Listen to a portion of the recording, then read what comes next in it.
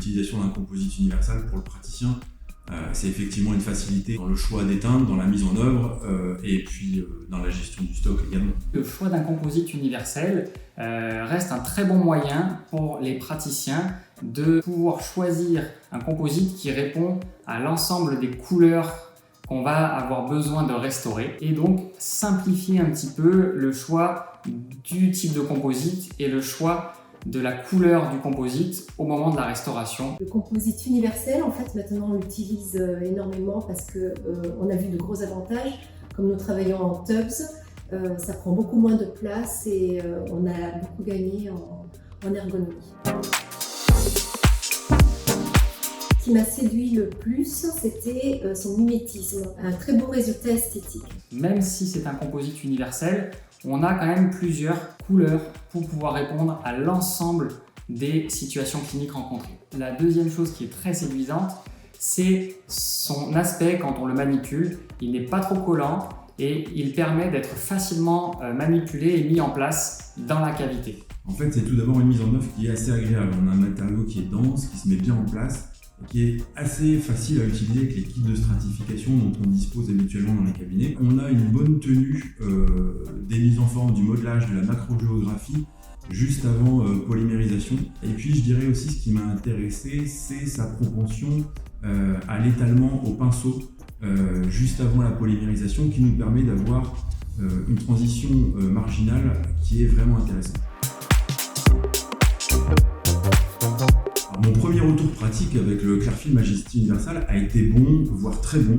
J'avais déjà testé quand même quelques composites dits universels, donc avec des effets soi-disant caméléons, et où justement on ne retrouvait pas forcément l'effet qui était promis, donc avec quelques déceptions, et là je dois dire que c'était quand même assez probant. Dès les premiers cas cliniques, ce que je retiens le plus, c'est cette opacité qu'on a dès la première couche, qui permet ce mimétisme dont je parlais. Côté pratique, ça ne colle pas aux instruments, ce qui est quand même très très appréciable. Au niveau du temps de travail, il est très agréable puisqu'il ne prend pas sous le cialytique. On n'a pas du tout besoin de modifier l'intensité de la lumière de notre cialytique et ça nous permet de vraiment prendre le temps de le sculpter. Ça va permettre de répondre à vraiment une grande partie des indications des techniques directes de résine composite. On reste dans un composite universel, un composite pour des restaurations qui sont quand même un faible volume sur la surface de la dent, mais ça va vous permettre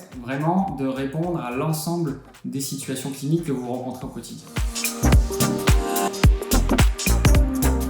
Avant d'essayer le Clearfield Majesty Universal, l'image que j'avais des composites universels en général était vraiment pas très flatteuse, voire franchement péjorative. J'avais, je pense, vraiment un a priori sur les composites universels. Pour moi, universel, ça veut dire pas forcément très très joli, très esthétique. Et en fait, pas du tout. Dans la plupart des situations cliniques, que ce soit postérieure ou antérieure, on arrive à avoir vraiment un résultat qui est fabuleux. À ma grande surprise, on l'utilise maintenant quotidiennement puisque nous travaillons en tubs et nous avons gagné beaucoup en rapidité, c'est-à-dire que nos assistantes ne cherchent plus vraiment la teinte, donc c'est un gain de temps dès les premières couches de stratification. Sur ma pratique au quotidien, ça a vraiment eu un impact de simplifier et de rendre plus efficace mon temps de travail au fauteuil parce que j'ai beaucoup moins de difficultés à choisir la couleur du composite que je vais faire et beaucoup moins de sentiments de retour négatif quand je vois les patients en contrôle après la restauration. Au quotidien, l'impact de l'utilisation du Clearfield Majesty, c'est une facilité au niveau du choix des masses, premièrement. Personnellement, dans le cadre de mon exercice qui est franchement centré sur l'esthétique, j'utilise les 4 masses sur le secteur postérieur, réservant le secteur antérieur à des composites dits experts. Les propensions mimétiques de ce composite peuvent répondre à un panel de situations cliniques relativement important pour la plupart des praticiens, avec un choix finalement qui est facilité au niveau des masses. Donc je pense que sur le secteur postérieur, on peut clairement répondre oui. Avec ce composite universel, on retrouve une belle esthétique dès la première couche, Néanmoins, ça n'empêche pas de pouvoir rajouter de la stratification par-dessus pour avoir encore un résultat premium. Le composite a une capacité de polissage très importante. Il est vraiment parmi les meilleurs composites de restauration. On aura vraiment un résultat esthétique.